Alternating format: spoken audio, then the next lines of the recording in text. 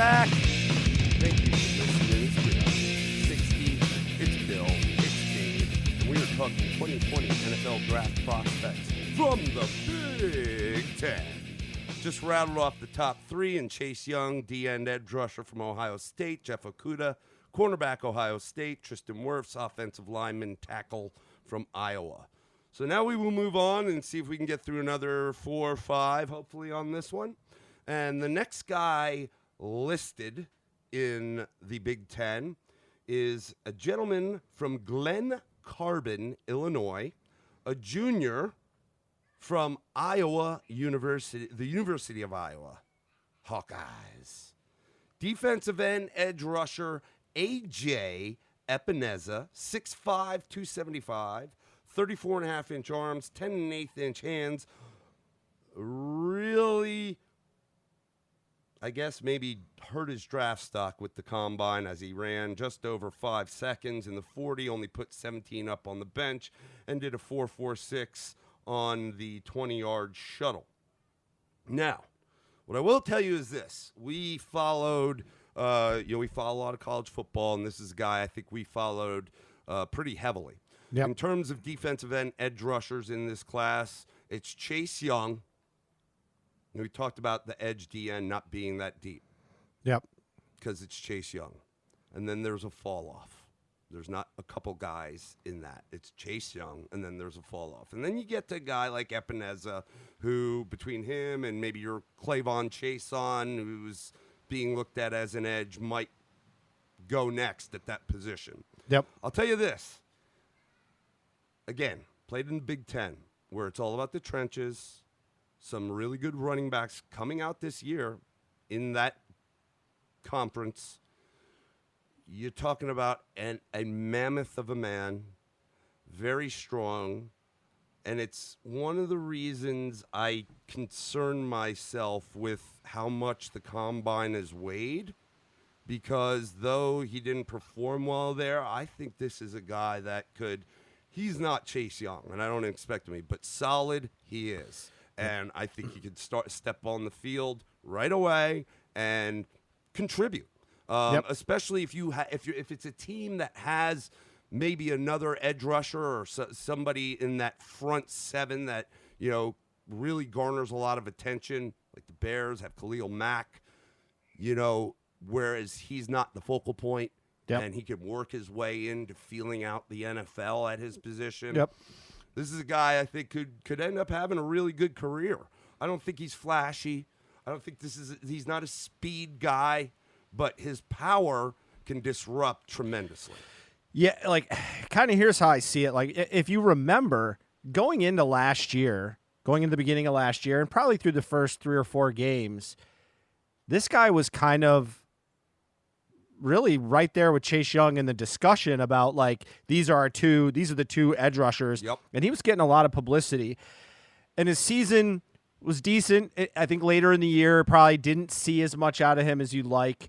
He reminds me a little bit of kind of how I'd call the Giants. You'd remember this in some of your Super Bowl years where you had some guys like Strahan, Justin Tuck, Jason Pierre-Paul, Umenyiora.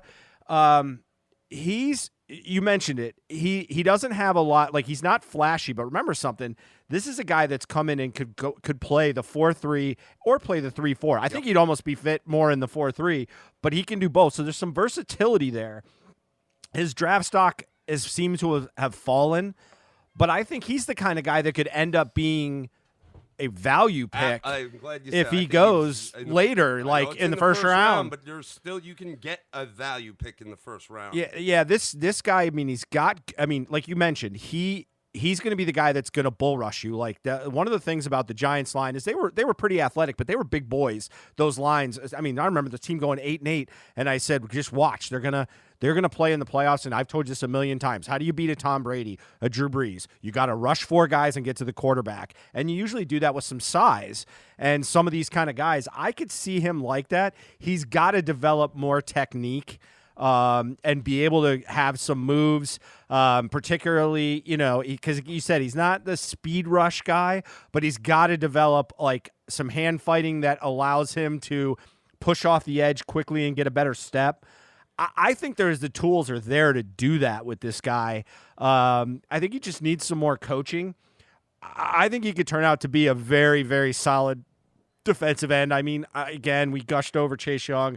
I don't know that he is so elite that he's game-changing, but he's the kind of guy that could be there year after year and make your maybe like kind of talking about Washington, like a Tom Kerrigan. You know, Tom Kerrigan's kind of an underrated Tom Kerrigan. Tom Kerrigan. Well, I shouldn't say this, but he actually worked for me. So Tom that's Jones. That's why I got Tom Kerrigan. To be loved what the heck's his first name? It's Ryan Kerrigan. Sorry, I literally had a guy named Tom Kerrigan work for me. That's why it was on my brain. Ryan Kerrigan, like, you know, someone like that you know, he gets good contracts because he plays hard.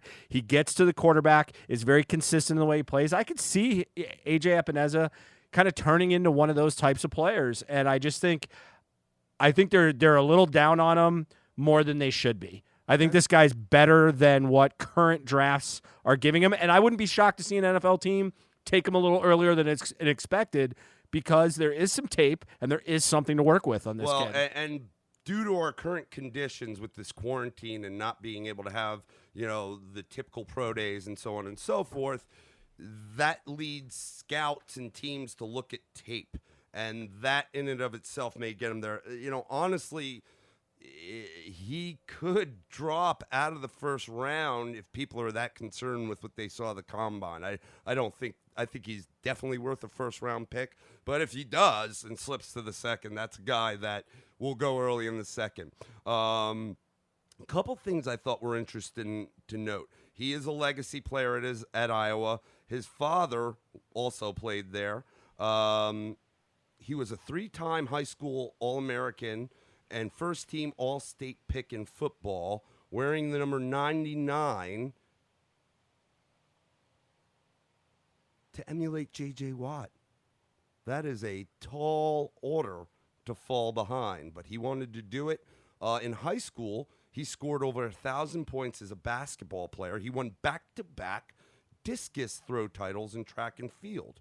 So that is very interesting. This is a guy that even as a freshman, didn't start but saw the rotation, did so much that he garnered several honors, not just that year but throughout his career. But again, my concern is that the combine might hold him back, and it'd be a shame to see him fall out of the first round. And if he does, like I said, he'll be going quick in the second. Let's move on to the next guy. This guy, I actually do think he's going to end up getting picked up in the first round. He is a linebacker out of Spotsylvania, Virginia, junior from Penn State University Nittany Lions, Mr. Yatir Gross-Matos. He's listed as an edge. He's kind of a tweener, much like Chason from LSU. 6'5", though, much bigger, 266, 34 7/8 inch arms, 9 3/4 inch hands. I don't have a 40 on him, but he did put up 20 reps on the bench. This is, you know, one of the things a lot of people saw this year out of Penn State was the speed of their defense, and this guy is one of the reasons why.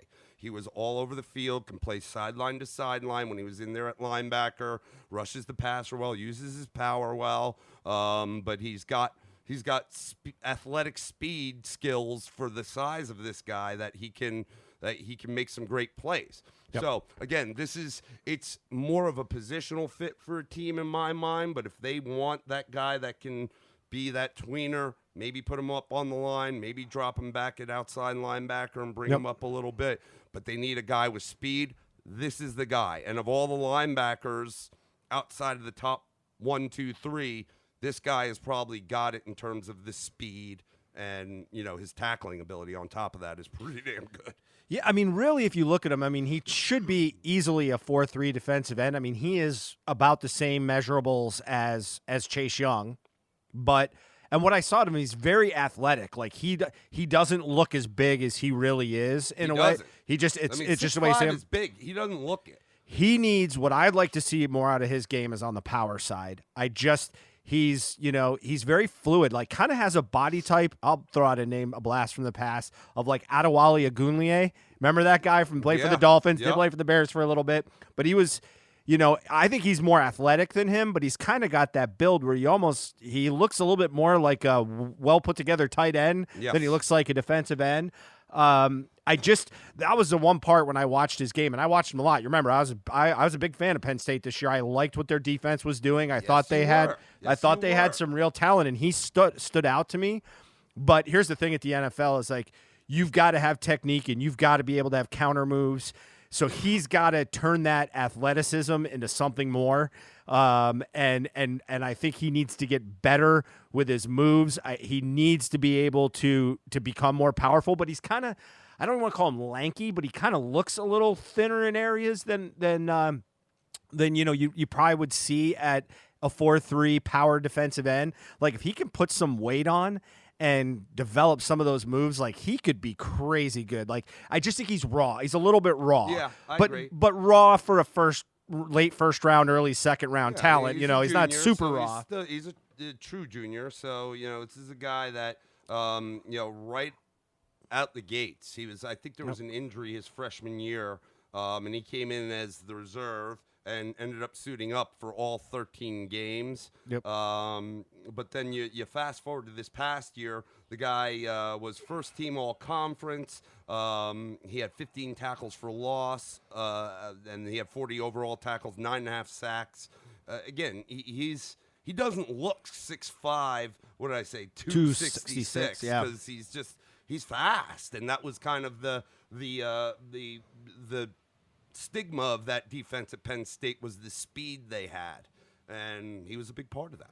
Yeah, like, see, I kind of look at it, and just to do a comparable to, like, Epineza, I believe you're only going to get so much athleticism out of him, like, meaning for him to develop that speed rush or be able to set the edge. Like, I think his ceiling is a little lower. This is a kind of guy who I don't think is as near as polished as Epineza overall, but yet I think his ceiling is much higher in the sense that if he can create some of those powerful moves, I mean, you look at 6'5.5". I mean, the guy could easily put on 10 more pounds, and that makes him pretty dominant, but the 10 more pounds can't ruin his athleticism. But if he can do that, he becomes a lot to handle. Yes. I think his upside is potential is tremendous, but again, the question becomes, can he do that? And can you do that at the NFL level? Because, really taking major steps in the NFL is hard to do because the competition has gotten so much better. I think this guy, there's a little bit of a project involved in him, a little like, agreed, where I don't know that he gets on the field and is like all of a sudden this dominator, but I could see in 2 to 3 years with the right type of coaching where this guy all of a sudden goes, whoa, we got something here. You got to watch out for him. Yeah. So, all right, let's move on to the next guy. A redshirt sophomore from Texas for the University of Minnesota Golden Gophers. They had a pretty darn good year rowing the boat. Pretty darn good year. I liked it. This is one of the, if we were talking about teams we watched this year and talked a lot about, one of the teams I kind of was a darling for me. I enjoyed seeing a team like that. I think their coach is a great guy, a great coach, and a phenomenal motivator. Mr. Antoine Winfield Jr., smaller, 5'9", 203. He has 30 and 1/8 inch arms, 9.5 inch hands. He is a safety, mind you. Mm-hmm. Ran a 4.45 at the combine. We all know the name. His dad, Antoine Winfield Sr., was an NFL player. And you're talking about a guy. This guy being his kid, coming out of high school. You'd think maybe be a pretty high recruit. He actually wasn't. He's only a 3-star. Not bad, but he definitely upped his game from that.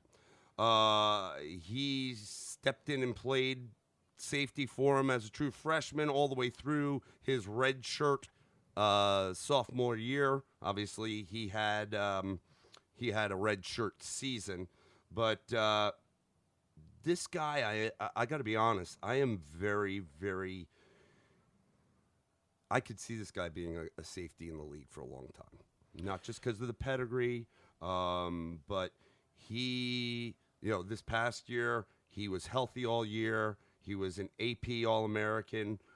First team All Big Ten honors. He led the team, 88 tackles, 3.5 for loss, 3 sacks, had 7 picks, one of those for a score, broke up another pass, forced a couple fumbles. I just want to I pulled this up before we started talking about them. They were on a hell of a run. Undefeated going into Penn State, right? Yeah, I'm trying to think. Oh, no, they beat. Well, they won. 1, 2, 3, 4, 5, 6, 7, 8.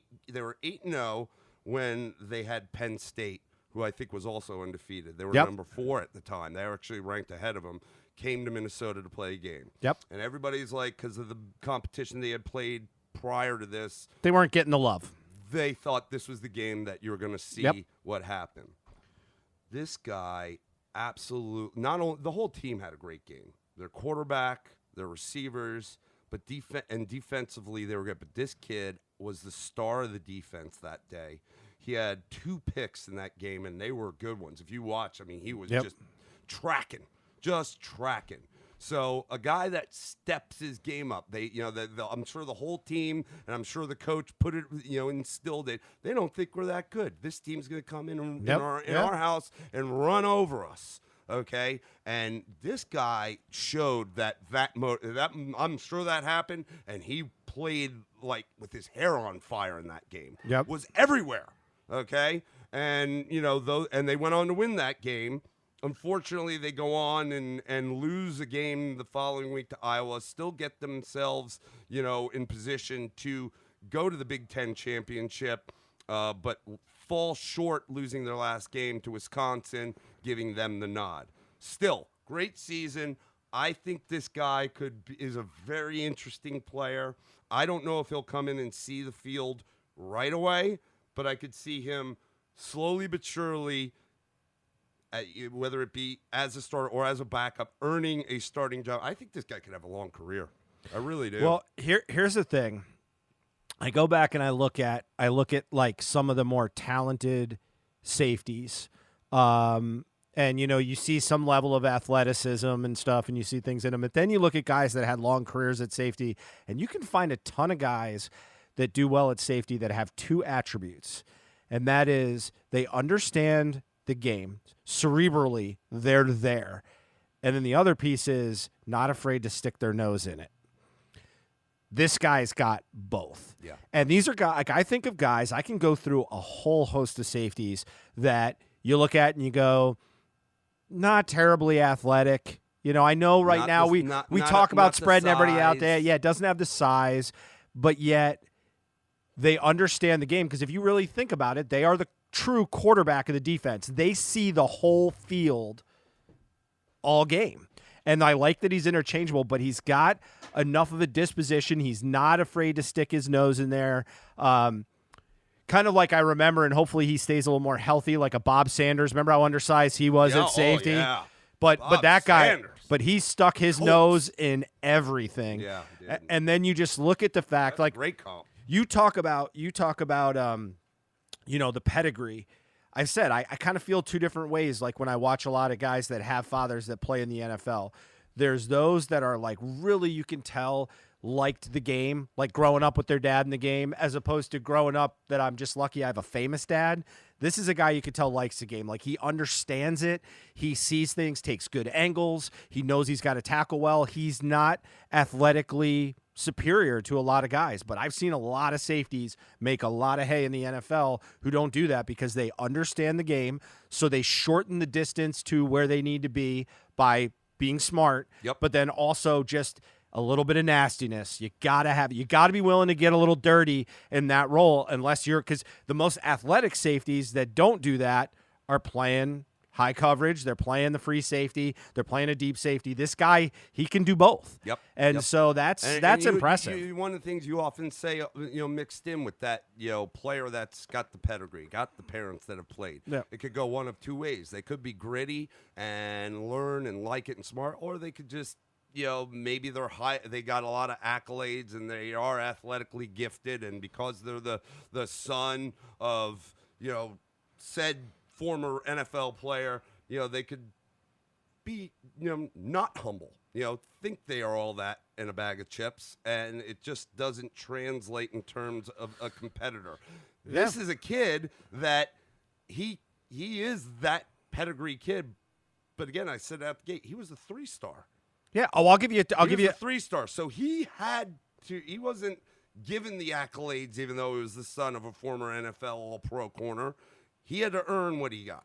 Yeah, like I'll give you. He's earned himself a potential top safety pick in this draft. Yeah, Do I think he's going to go day one? No, but day two, I don't know if we'll get out of the second round. Yeah, I mean, I'll give you another example, and again, I always use the teams closest to my knowledge. But Florida State had a guy, Stanford Samuel, who played for Florida State. This is the father. Played for Florida State, I think in the early 2000s.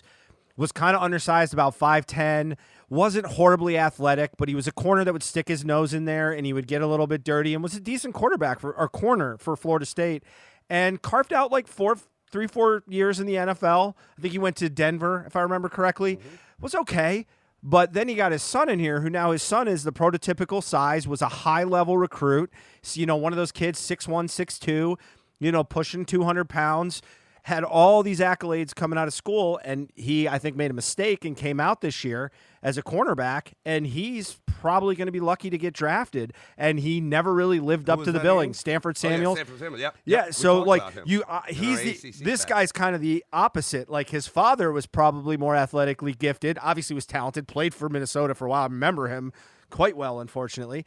And now you got a kid who doesn't quite have probably all that athleticism, but clearly wanted to play the game and came out, took a shot at Minnesota, got and has played himself, I think, into an opportunity. Not a huge school, but still a Power 5 and a big conference, and has made the best of himself. Again, younger, he's a redshirt sophomore, and yeah, I don't know that it'll go day one, but some of the draft boards at the safety position have him slotted as the number 2 between McKinney and Delpit. Interesting. So, you never know. You never know. Yep. All right, let's move on to the next guy. Let's see here. From Camden, New Jersey, a junior, University of Michigan Wolverine, a center, Cesar Ruiz at 6'3", 307, 33 1/8 inch arms, 11-inch hands, ran a 5.08 at the combine, threw up a big 28 on the bench, 4.64 on his 20-yard shuttle. He started all 13 games every season that he played.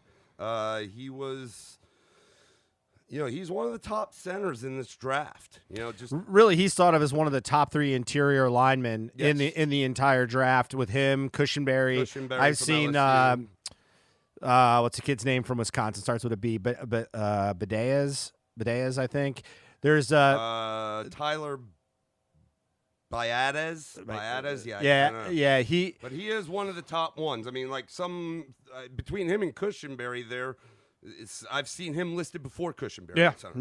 Yeah. There's a lot of talk about this kid. I think he's potentially a first round, maybe later half of the first round to a second rounder is probably the more common projection. Interior lineman, but so, smart. Usually it's hard to take that in the first round. Certainly early. If you did, you'd see it later, past the halfway mark. Yeah, you love to see these guys. I always will be a big fan of centers. I saw something I was reading. I don't know if it was about him or maybe it was about Cushenberry, but they say you got to kind of love a guy that's willing to pay attention to snapping the ball when the guy standing right in front of him is ready to kill him. Yeah. And it's that extra split second. But it's, as we talked about the line calls, it's one of the positions. It's the one position on the offensive line where you truly have to know what everybody's doing because you're assigning it. You got to be smart. And let's not kid ourselves. Kid also went to UM, which is not a dummy school. No. So he did play a couple years during his high school at IMG down in Florida. Yeah, which is a big that's getting recruited. Basically, it's like going to college in the sense that most guys from IMG cops. are not from the area. They're cops. They're cops. An interesting piece, and I remember hearing this year. This kid's father was hit by a car while he was trying to help another person change a tire on the side of the highway. And Ruiz, I believe, was in the car. He was 8 years old and watched it. I'm assuming he's killed. Yeah, he killed him. Yeah. So, look, that's just more of a character telling in terms of character. It's a kid that obviously, grew up without a father and still strive to be the best he could be. There's subconscious motivation that comes with things like that, if not conscious, but there's definitely it's a given subconscious motivation. Again, smart kid, man, and just he's athletic and he's angry. And let me also tell you this: I lived in Camden County, New Jersey. Camden is the city. That's one of the worst neighborhoods in all of New Jersey. One of the worst neighborhoods in the country, to be honest with you. So it's a hard life living there. And to see a kid climb out of that, not only get transferred to IMG Academy to get that kind of recognition, New Jersey has some decent high school football, but it's not prolific. We actually played his high school, Camden High. There was 2 schools there, Woodrow Wilson and Camden High. So, to see a kid kind of just have that kind, I didn't know about his father. That's an sad but interesting story. Telling you about him. This kid's kind of got a little bit of a nasty streak. He's got an edge, and he probably had to have that growing up. And I guess, I say that because it's impressive. Given what I know of where he grew up, like, I got to give the kid a lot of credit for making it out of there, because there's a lot of kids that don't. Again, this is a horrid city in New Jersey from a standpoint of poverty and just the schools. I remember, you used to go to I went to their high school to watch a game, and they had armed guards there. It was that bad. So again, I talk about this because you talk about a smart kid, a character kid, plays with a toughness and a mean streak, went to a good university in Michigan, and and is now climbing draft boards. I saw he's got a comp to James Daniels, who I know went to the Bears from Iowa. Speaking of another Iowa guy, he was a smart kid, talented. I think this is a guy that can be a long-standing player in the NFL. Yep. Like I said, could possibly go day one. He is interior lineman, so it's hard to spend a high draft pick on that. But if he does, I'd expect him to go maybe somewhere in the middle back half of the first round. Yep. Won't get out of the second round for sure. Yep. Let's cut it there, and then we'll see if we can rip through the next 5 guys in one. We did 3 in the last one: Chase Young, Jeff Okudah, Tristan Wirfs. Now we've just covered the next 4 guys: Mr. A.J. Epineza, DN edge rusher from the Iowa Hawkeyes; Mr. Yetur Gross-Matos from Penn State University, a linebacker but a tweener. They have him listed as an edge guy; Antoine Winfield Jr. from Minnesota, a safety; and Mr. Cesar Ruiz, center from Michigan. We'll get back up and get the next guys going. Talk to you soon on The Gridiron. Whee!